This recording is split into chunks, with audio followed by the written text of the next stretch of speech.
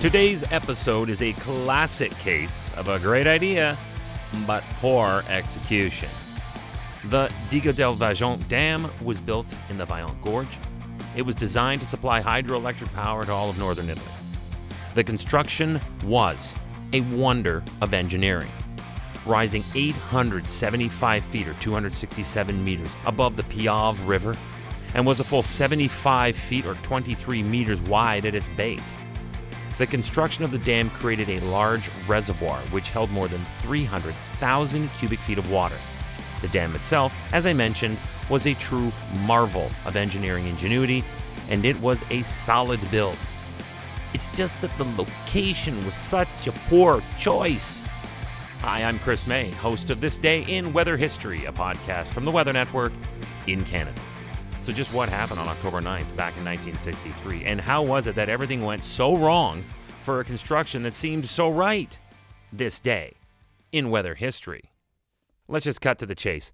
On October 9th, 1963, a landslide in Italy killed over 2,000 people when it caused a sudden and massive wave of water to overwhelm and collapse a dam.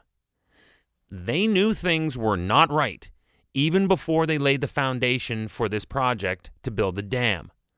The Vaillant Gorge was located in a section of the Alps that had a record for instability. Here is how that miscalculation cost the lives of thousands. In 1963, the area experienced a period of consistent heavy rain. By October 9th, this day in weather history, about 90 inches, which equates to almost 2.5 meters of water, had amassed.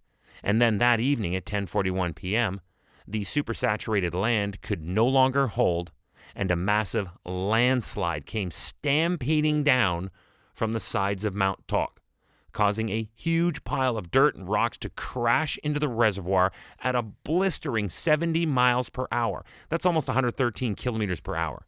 This deep and profound impact of the debris caused an immense displacement of water in the form of a gigantic wave to rise as high as 300 feet. That's 91.5 meters above the level of the dam.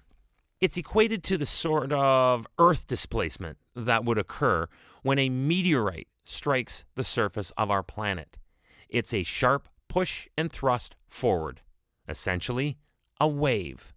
The workers who lived alongside the dam were tragically killed instantly. The water then stormed down the river and totally drowned the town of Longarone.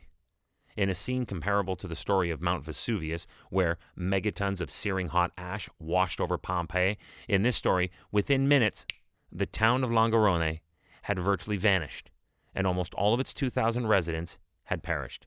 Not finished, its onslaught of terror, the tsunami-like wave then rushed down to San Martino, where it killed hundreds more.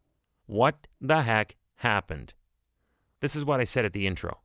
The dam itself was a true marvel of engineering ingenuity, and it was a solid build. It's just that the location was a poor choice.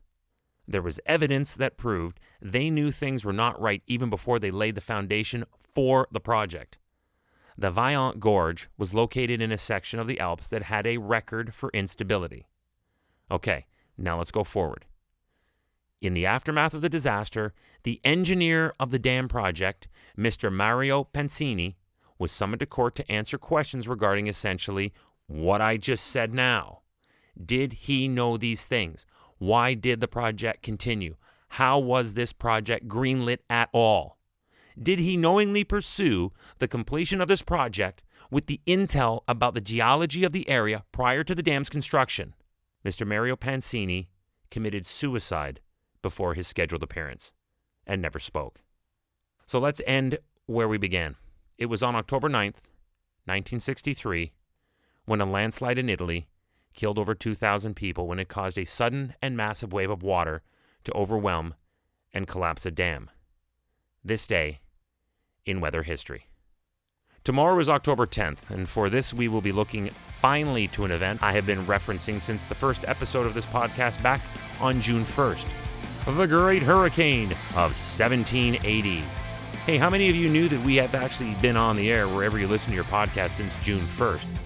There are a lot of you that do, I'll give you that. But for those of you who don't, If you're just finding us right here at this moment, might I suggest subscribing to this podcast? Here's why. You get alerts when each episode is ready to listen to, and almost more importantly, get you full-time access to all the past episodes in the library. So if you got to go back to June 1st to get all caught up, it's the easiest binge listen of all time. You can look based on interest as well. You can look at hurricanes, tornadoes, earthquakes, snow, rain. It's all super easy. Just hit subscribe or follow where you're listening to me right now. And then remember to be here tomorrow when we look back to the late 18th century at an event against which over 200 years of hurricanes would be compared. It's the Great Hurricane of 1780 on this day in weather history with me, your host, Chris May.